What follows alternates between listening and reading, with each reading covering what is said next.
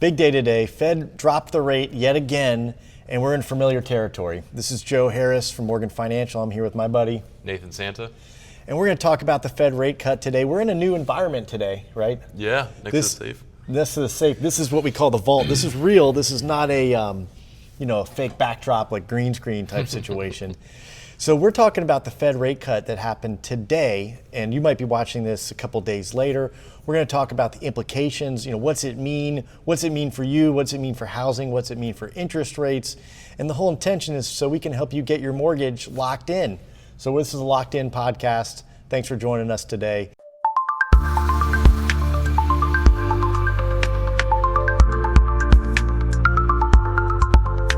So big day from the Fed. Yeah, absolutely. So we had another 25 basis point cut, but rates seemed to jump up today. Why do you think that was, similar to last time? It's funny. Everyone thinks the rate cuts of the Fed is a direct proportion of what actually happens out there. And we've actually seen the lowest interest rates we've seen in over a year moving into this Fed meeting. And just like last time, we had a nice push down in rates going into the Fed meeting, and it was baked in. And I say baked in is that everyone knew the Fed was going to drop the rate. I mean, all the consensus polls ahead of time had like a 99.9% chance the Fed was going to drop a quarter. And when that happened, it was kind of we've talked about this before, buy the news or buy the rumor, sell the news event. And the news happened. They did exactly what was expected, nothing more, nothing less. And the interest rate market for mortgage-backed securities and mortgage rates, they actually are going to go up a little bit right now. Yeah, and it's funny you bring that up about how it was baked in. You heard Jerome Powell today mention how looking forward at the December rate cut, it's not a given. Right. So what does that mean for markets right now and people kind of waiting for rates to drop? So he mentioned that there's looking forward to the December meeting, that it's not a given, it's not guaranteed that we're going to drop the rates like it was this time. And I think he's saying that to put markets on notice, because had they not dropped the rate today, and that rate instantly affects prime, a rate at which a lot of banks borrow money, the federal funds rate, but that affects prime rate, which affects home equity lines of credits, new auto loans, student loans, credit cards, things like that directly. And he didn't want to shock the markets to say, look, we're not, if they said we're not dropping today, it would have shocked the markets. The markets would have reacted very negative. It could have been a lot of turmoil. So now he's sending a message, hey, look, we're looking at all the data. And the data told us this time, even though there's a lot of data that didn't exist because the government was shut down from the Bureau of Labor and Statistics, they got some data, and they had a lot of private data from ADP and a couple other private sources that they can kind of see what's going on. And the same thing that was going on last meeting is going on this meeting, so it made sense for them to drop the rates.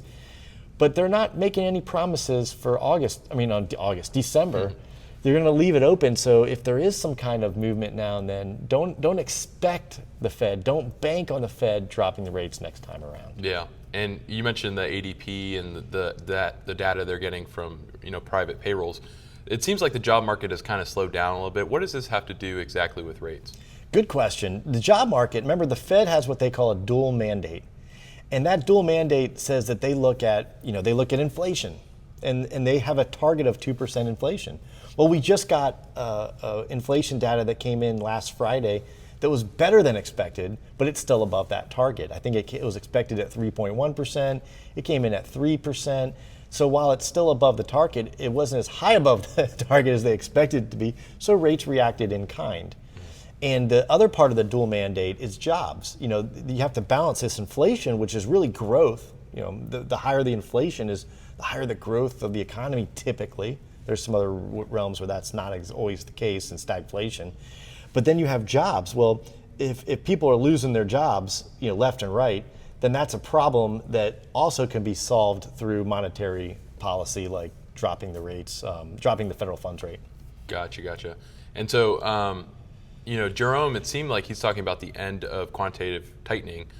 He mentioned, the mortgage-backed securities rolling off, and with that money, instead of rebuying it, then going and purchasing treasury bills. What does that kind of mean to the general consumer? Well, let's move it back a step, and let's talk about quantitative tightening.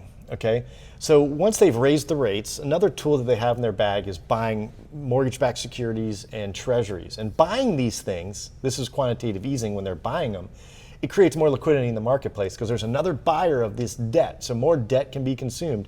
And when you buy something, you drive the price of it up, but you drive the effective yield or interest rate down. So buying is good for rates to come down when they buy the treasuries. Now, for the last 3 years, they've been doing quantitative tightening. And that's when they're selling the assets off their books, because they had about $10 trillion of these things on their books. They were selling them off their books, and they're no longer a buyer in that system. They're a seller. And the more people selling, it usually drives the price down, right? And the biggest purchaser was the Fed for a while, and they drove the price of these assets down, which drives the rates up. So over the last couple of years, they've been selling treasuries and they've been selling mortgage-backed securities. They've kept the rates artificially high on mortgage-backed securities, interest rates on mortgages high through this. And so by slowing that down or stopping that selling or that runoff of their balance sheet, they called it, by freezing that, there's not this huge more supply in the marketplace that's going to drive the price down, the rates up. So hopefully we'll see the rates kind of react also well to that and maybe coming down a little bit. And they're not stopping that until December. But now, what you mentioned, the roll-off, that's a little more complicated, but basically these bonds, these mortgage-backed securities, these mortgages, eventually they mature and they roll off the balance sheet naturally because they either refinance or the home sells or something like that.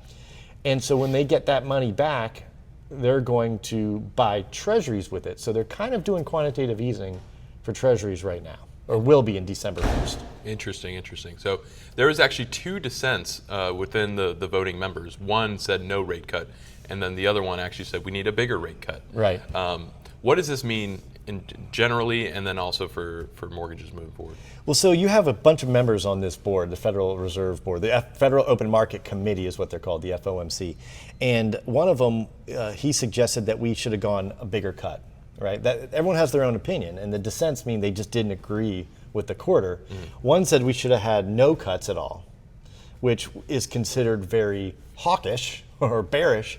And then one said we should have gone bigger, Moran, M-I-R-A-N, I think is how you spell his last name. And he was a recent Trump appointee, just saying.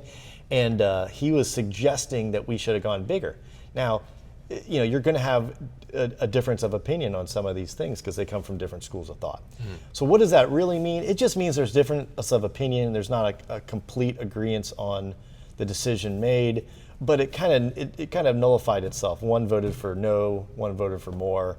And we met, majority of the members of the committee were in agreement on a 25 basis point cut. Gotcha. So looking forward, what do you think is going to happen in that December meeting, and how will housing be affected? So that December meeting, I hate to say this because this is what the Fed chair always says, it's like it's going to be dependent on the data.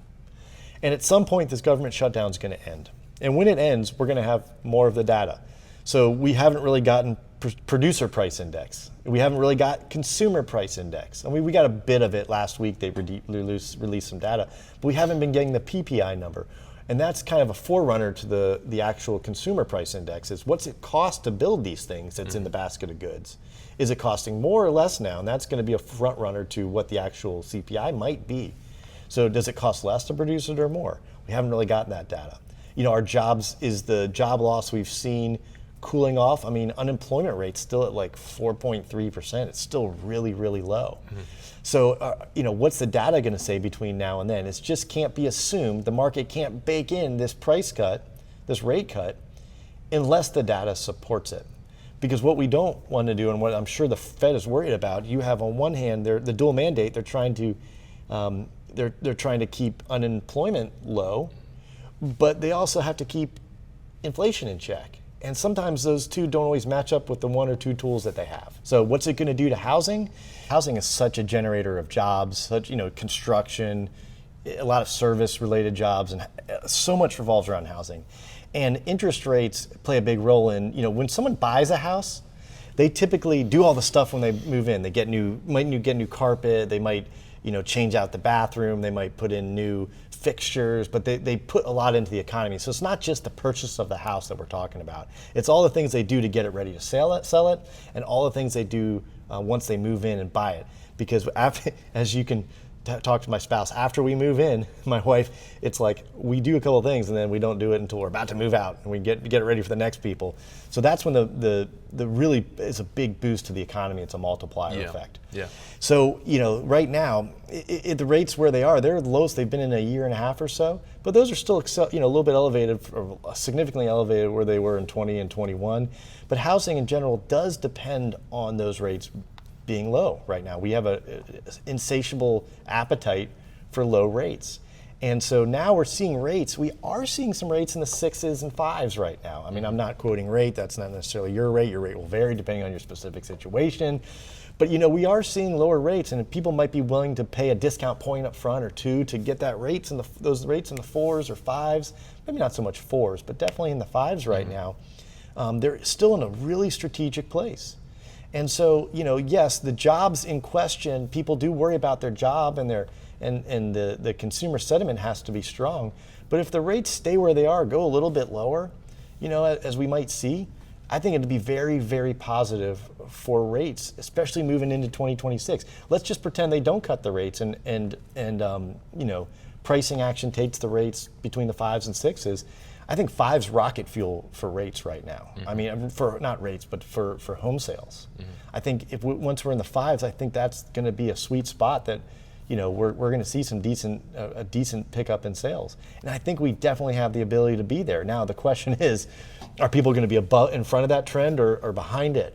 Are you going to wait until they're in the 5's, or are you going to buy now? Because I do believe, and I've been saying this for a while, once the rates do get consistently just a little bit lower, we're going to see all the people that said, I'm just going to wait, they're going to run into the market, the FOMO. Yep, there's a lot of pent-up demand for sure right now. A lot of pent-up demand right now. So we talked about the home buyers. What about the people looking to refinance? Should they wait for rates to drop, or should they move now?